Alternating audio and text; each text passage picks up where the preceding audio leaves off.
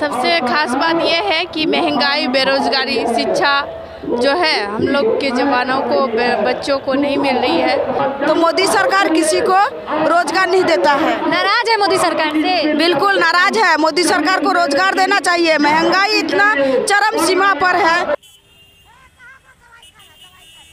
नमस्कार, आप देख रहे हैं न्यूज़ पीआर और मैं हूं आपके साथ अंजलि ओम प्रकाश। इस वक्त हम फिर मौजूद है गांधी मैदान में। यहाँ हमारे साथ मौजूद है विधायक प्रतिनिधि जो है, उनसे बात करेंगे कि क्या रैली को लेकर ये यहाँ पे रखा गया है, क्यों रैली में ये शामिल है, क्या रैली का क्या सबसे खास बात और क्यों आप इस रैली में शामिल हैं? सबसे खास बात यह है कि महंगाई, बेरोजगारी, शिक्षा जो है हम लोग के जवानों को, बच्चों को नहीं मिल रही है, इसलिए ये महारैली रखी गई है।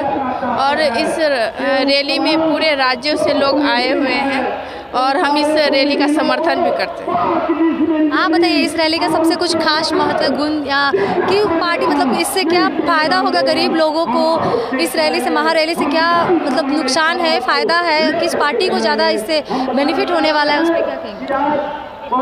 ये जो महाधिवेशन है, तो इस महाधिवेशन में पूरा देश भर का यहाँ पर मतलब जो है लोग, कॉमरेड लोग शामिल हुआ है और जगह जगह से, पूरा जिला से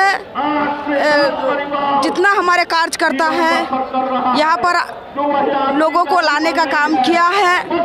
और खास करके जो मोदी सरकार ने जो नौजवान को जो बेरोजगार बना दिया है, पूरा नौजवान पढ़ लिख कर के छोला भटूरा उन लोग का दुकान कर रहा है। तो मोदी सरकार किसी को रोजगार नहीं देता है। नाराज है मोदी सरकार से? बिल्कुल नाराज है। मोदी सरकार को रोजगार देना चाहिए। महंगाई इतना चरम सीमा पर है और मोदी सरकार जो है खामोश बैठे हुए हैं। आप नाराज है मोदी सरकार से? नाराज नहीं, बल्कि गुस्सा है।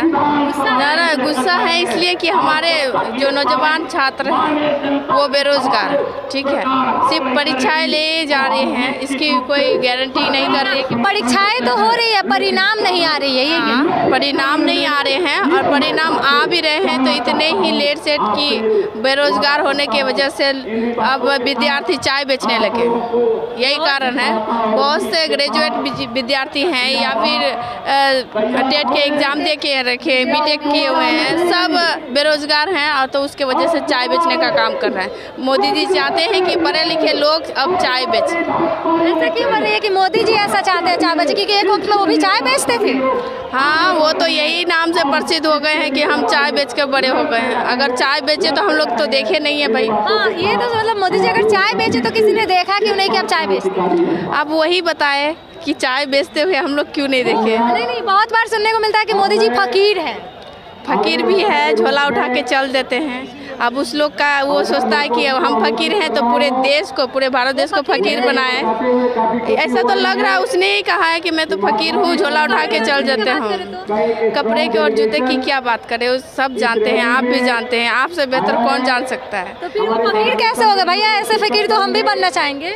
फकीर बनना चाहेंगे हम तो मोदी जी से जब मिलेंगे तो अगर मौका मिला तो यही कहेंगे कि हम भी आपके जैसा फकीर बनना चाहते हैं। आप बताइए फकीर, आप क्या मोदी जी जैसा फकीर बनना चाहेंगे?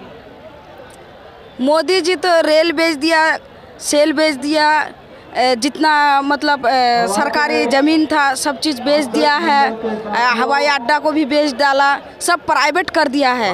तो मोदी जी तो ऐसे ही सब, जैसे इन्होंने कहा कि मोदी जी ने रेलवे को प्राइवेट कर दिया, आपको नहीं लगता कि बहुत से युवा जो थे वो रेलवे की तैयारी करते थे, दिन रात मेहनत करते थे, पढ़ते थे, ऐसे में रेलवे के प्राइवेट हो जाने से बहुत से युवाओं के जो सपने हैं वो टूट गए हैं। एक रोजगार का मुद्दा उनसे छिन गया है। जिस रेलवे लाइन में जॉब के उम्मीद से लोग दिन रात पढ़ते थे, गार्जियन लोग को भी उम्मीद होता है कि हमारे बच्चे का जॉब रेलवे लाइन में होगी, अब तो रेलवे लाइन में जॉब ही नहीं होगी क्योंकि वो प्राइवेट है। अब तो कर दिया है 4 साल नौकरी करना है करो, नहीं तो जा करके पकौड़ी तोलो। ऐसा मोदी जी कर दिया है। मोदी जी कहता है कि हम हैं तो मुमकिन है, ऐसा कोई बात नहीं है। जनता जो चाहेगा वही होगा। जनता जब चाहेगा तो कुर्सी में बैठाएगा, जब चाहेगा उसको नीचे में भी, जमीन में भी बैठा देगा। जैसे आपने कहा कि जनता जब चाहेगी मोदी जी को कुर्सी पर बैठाएगी और कभी उतार के फेंक देगी, ऐसे में क्या 2024 के लोकसभा चुनाव में क्या होगा? मोदी जी को उठा के फेंका जाएगा या फिर से वही प्रधानमंत्री रहेंगे और ये सिलसिला चलता रहेगा? बताइए। उठा करके उनको फेंक देने का काम करेगा जनता। देश भर का जनता जो है ना तंग आ चुका है मोदी जी से। जैसे देख लीजिए आप कि पूरा देश भर में छोटे छोटे लड़की के साथ बलात्कार हो रहा है, लड़कियां सुरक्षित नहीं है, लड़कियां कहीं जाती है तो वो अपना को सुरक्षित महसूस नहीं करती है, डर सा हो गया है। आप देख लीजिए ये बम्बई में बिल्किस बानो के साथ किस तरह किया है, अभी भी बिल्किस बानो को न्याय नहीं मिली है।